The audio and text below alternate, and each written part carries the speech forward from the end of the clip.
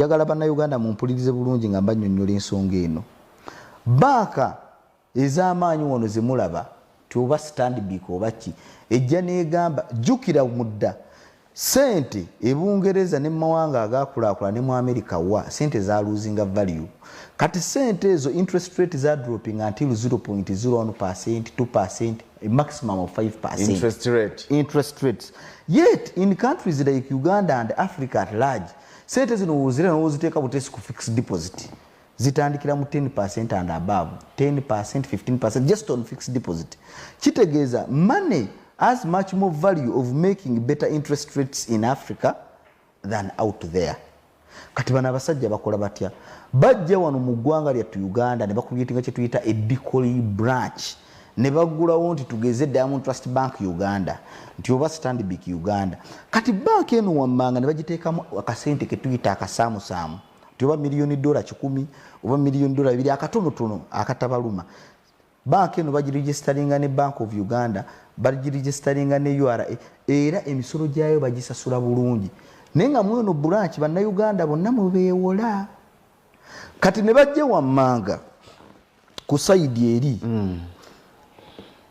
gwe bakwata kampani zaabwe tugize zino kampani nnene ez'MTN zikizize nejja negamba nti njagala $1 million 3 oba 4 nga bagigamba nti sente tuziyina naye tujja kukolera kuki ku kabalaza. Banka zino zonna eziri foreign ezisinga zirwaninga to balance books.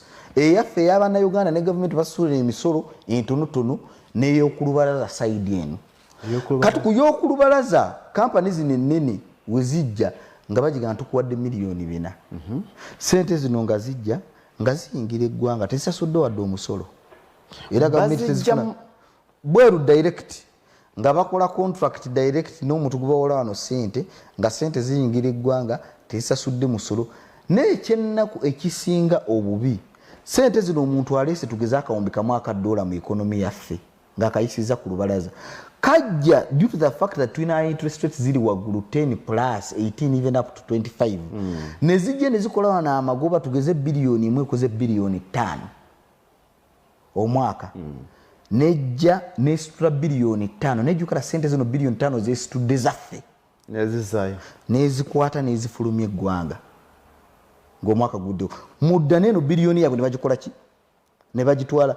Kati babeera bazze tunyonyota ate ne mwebuuza nti waaki tukyali baavu lwansonga abasajja bano eggwanga lyonna bali kama ne musigala nga temuli sente wadde n'ekikumi. Nze omusango nafayiringa gwa illegality ku DTB bavuddeyo bagamba nti syndicated loans bakubye enduulu ne bagamba nti tulina 5.7 trillion which is at a balance of being lost. Kati tubabuuze ezo 5.6 trillion ezo musobola otulaga tax return zaazo tebasobola. Nze kyennwanira ku bannayuganda nabagamba nti we are not simply underdeveloped or poor. Temusobola tuyita baavu ate nga muve wamu yonna gye muva ne mujja okunoonya obugagga wano. Ewali obwavu tebasobola kunoonyezaawo bugagga. We are simply being overexploited. Waba banka zaagala okukolera wano bizinensi zaazo zijje oba oyina Diamond Trust Bank Uganda oba Stanbic Uganda leeta sente zoyagala nti oba biliyoni 5 eza $, ziteeke mu mukulu oguli main zisasule omusolo ate ne bannayuganda babeere nga baziinako access okusobola okukola developmental project. Kati ganze ndi wano njagala kukola integrated agro processing plant ya $1 million 12 tewali banka esobola kumpola lwansonga tebaagala kulaba bannayuganda nga bagenda mu bino ebintu bino wammanga ebituzibula obwongo ebisobola tuyamba okukola ebintu ebyo bannayuganda emirimu.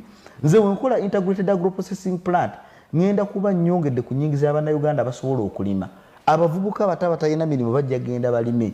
Nja kuba wammanga nkoze import substitution nga nnyongedde ku birime ku bintu bye tukolera wano ne tukendeeza ku bintu bye tujja ebweru nga nkoze ekintu kye bayita nga nnyongedde ku export ebintu byetu exporting ebweru ntujjamu sente okulaba nga ne budget yaffe wammanga ekola ki budget yaffe eganya okukula lwansonga tulina abanyunyusi abafulumya sente z'eggwanga zonna ozemalamu.